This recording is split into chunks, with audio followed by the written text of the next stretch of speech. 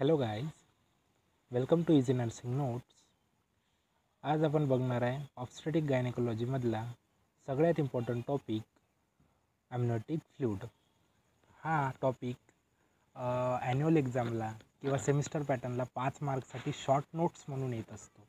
ठीक आहे, तर बघू ॲम्निओटिक फ्लूइड. चला मग त्यामध्ये काय बघू. First introduction. काय म्हटलं आहे ॲम्निओटिक फ्लूइडमध्ये? It is a clear yellowish fluid that surround and protect fetus in the uterus during a pregnancy. बघा, हा फ्लूइड कसा आहे? क्लिअर आहे, येलोइश फ्लूइड आहे. ठीक आहे, काय करत असतो तो? सराउंड अँड प्रोटेक्ट करत असतो कोणाला? फिटसला. ठीक आहे, कधी? ड्युरिंग अ प्रेग्नेन्सीमध्ये. जेव्हा प्रेग्नेन्सीमध्ये फिटस आईच्या वूममध्ये असतो तेव्हा जे ॲम्निओटिक फ्लूइड आहे ते फिटसला प्रोटेक्ट करत असते. ठीक आहे, ॲम्निओटिक फ्लूइडला मेडिकल लँग्वेजमध्ये सेकंड काय म्हणत असते? लिक्वर ॲम्नाय म्हणत असते. बरोबर आहे. त्याच्यानंतर थर्ड काय? It is present in amniotic sac. कुठे प्रेझेंट असते ॲम्निओटिक फ्लूइड? ॲम्निओटिक सॅकमध्ये. समजलं इंट्रोडक्शन? ओके. नेक्स्ट वन बघू आपण, डेफिनेशन. तेच जे इंट्रोडक्शन बघितलं तेच डेफिनेशन. बघा, amniotic fluid is a clear yellowish liquid that surround and protect the unborn baby during a pregnancy. It contain in the amniotic fluid. बघा, amniotic fluid काय करत असते? प्रोटेक्ट करत असते कोणाला? फिटसला. ठीक आहे, आणि तो कसा असते? क्लिअर आणि येलोइश लिक्विड असते. ठीक आहे, आणि ॲम्निओटिक फ्लूइड कुठे प्रेझेंट असते? ॲम्निओटिक सॅकमध्ये. ठीक आहे, ॲम्निओटिक सॅक कुठे प्रेझेंट असते? युटेरसमध्ये. ओके, आलं लक्षात? ओके. नेक्स्ट काय? सर्क्युलेशन. बघा, amniotic fluid, water in amniotic fluid that completely change and replaced every 3 hours. बघा, जे ॲम्निओटिक फ्लूइड आहे त्याच्यामधलं वॉटर जे आहे ते एव्हरी 3 अवरला चेंज होत राहते, रिप्लेस होते. ठीक आहे, एव्हरी 3 अवरला न्यू वॉटर त्याच्यात ॲड होते. समजलं? ओके. नेक्स्ट वन बघू आपण, व्हॉल्यूम. बघा, व्हॉल्यूम म्हणजे काय? ॲम्निओटिक फ्लूइड हे गेस्टेशनल एजनुसार कमी जास्त होत राहतात. बघा, जो आता 12 वीकमध्ये आहे, जर मदर 12 वीकमध्ये आहे प्रेग्नेन्सीच्या, तर ॲम्निओटिक फ्लूइड किती राहणार? 50 ml राहणार.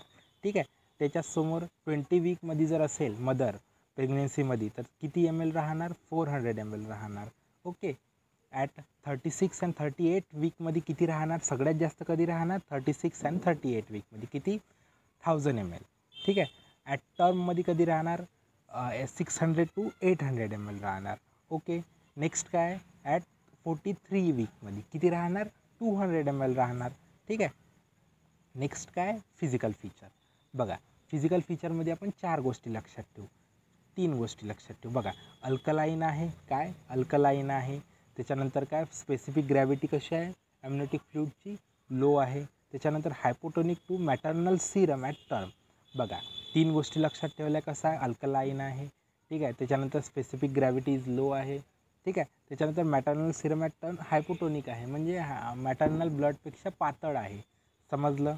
त्याच्यानंतर फोर्थ नेक्स्ट काय बघू, कलर कसा आहे जाणून घेऊ. बघा, in early pregnancy it is an colourless. जेव्हा प्रेग्नेन्सी स्टार्ट होते तेव्हा ॲम्निओटिक फ्लूइड कसं राहते? कलरलेस राहते. ठीक आहे, बट जशी जशी प्रेग्नेन्सी जवळ येते ते कशा कलरचं होते? पेल स्ट्रॉ कलरचं होते. बघा, आता ते का बरं होत असेल? बघा, due to presence of lanugo and epidermal cell from the foetal skin. बघा, लॅनिगो राहते फिटसमध्ये, म्हणजे फिटस जे राहते बेबीच्या वूममध्ये. ठीक आहे, तेव्हा त्याच्या अंगावर थोडे छोटे छोटे हेअर प्रेझेंट असतात. ठीक आहे, त्याला काय म्हणतो आपण? लॅनिगो म्हणत असतो. ठीक आहे, आणि सेकंड काय? इपिडर्मल सेल ऑफ फिटल स्किनच्या याच्यावर इपिडर्मल सेल राहते. ठीक आहे, त्याच्यामुळे ते मिक्स होतात. कशात? ॲम्निओटिक फ्लूइडमध्ये. म्हणून त्याचा कलर कसा येतो? पेल स्ट्रॉ कलरचा येतो. ठीक आहे, समजलं कलर? त्याच्या नेक्स्ट काय आहे? बघा, नेक्स्ट बघू आता आपण कंपोजिशन. बघा, आता कोणचंही फ्लूइड म्हटलं तर त्याचं कंपोजिशन राहते, कशाने बनलेलं राहते हे बघू. आता कशाबद्दल बघत आहे आपण? ॲम्निओटिक फ्लूइड. ॲम्निओटिक फ्लूइड कशाने बनलेलं आहे? 98 to 99% ॲम्निओटिक फ्लूइडमध्ये काय आहे? वॉटर आहे. ठीक आहे, आणि जे उरलेले 1 to 2% आहे काय? सॉलिड्स आहे. ठीक आहे, आता सॉलिड्समध्ये पण 3 प्रकार आहे, ऑर्गॅनिक, इनऑर्गॅनिक आणि सस्पेंडेड पार्टिकल. बघा, आता ऑर्गॅनिकमध्ये काय काय प्रेझेंट आहे? ठीक आहे, तर ऑर्गॅनिकमध्ये काय प्रेझेंट आहे? फर्स्ट, प्रोटीन किती प्रेझेंट आहे? 0.3%. नेक्स्ट, ग्लुकोज प्रेझेंट आहे, युरिया प्रेझेंट आहे, NPM प्रेझेंट आहे, युरिक ॲसिड प्रेझेंट आहे, क्रिएटिनिन प्रेझेंट आहे. टोटल लिपिड्स किती आहे? 50%. आणि हार्मोन्स कोणकोणते प्रेझेंट आहे ऑर्गॅनिकमध्ये? प्रोटीन, प्रोलेक्टिन, ठीक आहे, इन्सुलिन अँड रेनिन. ओके, आलं लक्षात. त्याच्यानंतर काय इनऑर्गॅनिकमध्ये काय आहे? सोडियम, पोटॅशियम आणि क्लोराईड. ओके, नेक्स्ट काय सस्पेंडेड पार्टिकल. सस्पेंडेड पार्टिकलमध्ये काय लॅनिगो बघितलं, हेअर प्रेझेंट असते फिटसच्या अंगावर, ठीक आहे. त्याच्यानंतर इपिथिलियम सेल प्रेझेंट असते, ठीक आहे. वर्निक्स कॅसिओसा, वर्निक्स कॅसिओसा मीन व्हाईटिश स्टिकी सबस्टन्स प्रेझेंट असते फिटसच्या अंगावर, ठीक आहे. हे सगळं काय कंपोजिशन आहे. बघा कंपोजिशनमध्ये काय बघितलं आपण, दोन प्रकारे असते, वॉटर आणि सॉलिड्स. वॉटर किती असते? 99 to 98% असते. आणि सेकंड काय असते? सॉलिड्स. बघा सॉलिड्समध्ये बघितले आपण organic, inorganic and suspended particle, ठीक आहे. समजलं तुम्हाला कंपोजिशन कशा कशाने बनलेलं असते. चला बघा आता त्यांचे फंक्शन. फंक्शन हे दोन प्रकारे बघू आपण, during a pregnancy and during a labour. बघा ड्युरिंग प्रेग्नेन्सीमध्ये पण त्याचं वर्क असते आणि ड्युरिंग लेबरमध्ये पण तो मेन रोल प्ले करत असते. कोण? ॲम्नियोटिक फ्लूइड. बघा ड्युरिंग प्रेग्नेन्सीमध्ये काय? Act as a shock absorber protecting the foetus from external injury.